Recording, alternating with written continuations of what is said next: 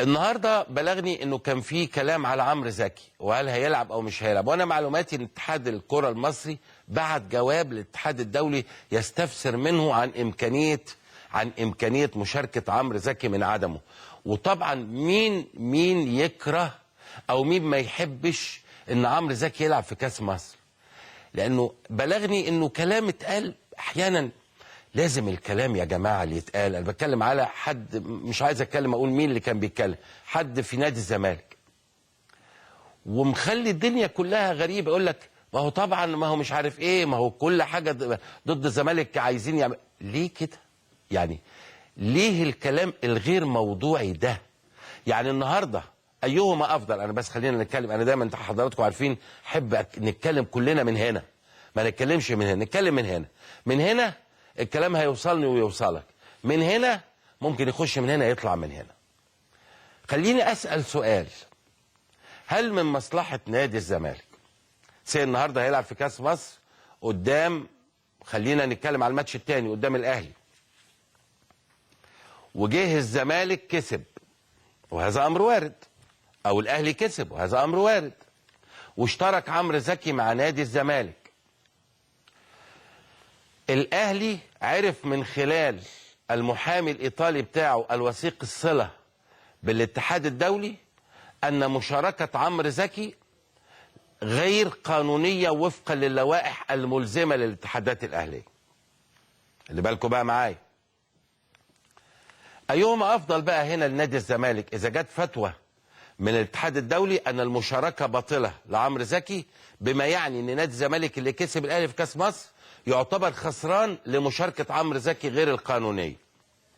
ايهما افضل نادي الزمالك؟ انه يبقى عارف من قبل المباراه ان مشاركه عمرو زكي غير قانونيه، ولا الافضل انه يلعب وبعد ما يلعب تطلع مشاركته غير قانونيه والزمالك يطلع خسران وفقا لاشراكه لاعب بشكل غير قانوني؟ العقل يشتغل يا اخوانا، العقل زينه، العقل زينه. هو انت تقدر تشرك لاعب بشكل غير شرعي؟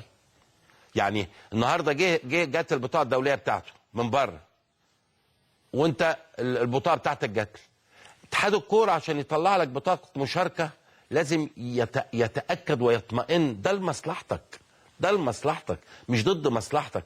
لكن الكلام اللي اتقال النهارده فكرني تماما بالنكته الشهيره، النكته الشهيره ان واحد ماشي من الحزب الوطني مع حزب معارض، اتنين ماشيين في الشارع، واحد من الحزب الوطني مع واحد من حزب معارض، مش نقول اي حزب بقى، ممكن حزب مش موجود في مصر لكن هنسميه حزب معارض. المعارض ده اسمه معارض فلازم يعارض اي حاجه حتى لو كويس، اتصور هذا، بس مش موجود عندنا، احزاب المعارضه بتاعتنا كلها جميله يعني. فالاتنين ماشيين في الشارع جنب بعض، ففي شمس طالعه بس الدنيا مطرت،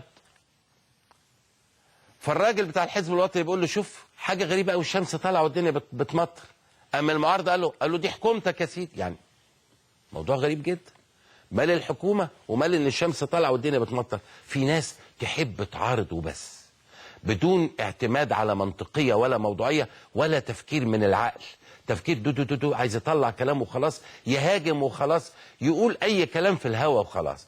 المنطقيه والموضوعيه انه لابد من التاكد من وجود شرعيه مشاركه عمرو زكي في كاس مصر عشان يلعب. ايه المشكله؟ واتبعت جواب وهيجي الرد قبل ميعاد كاس مصر ما يبتدي. ايه المشكله بقى؟ انا مش عارف.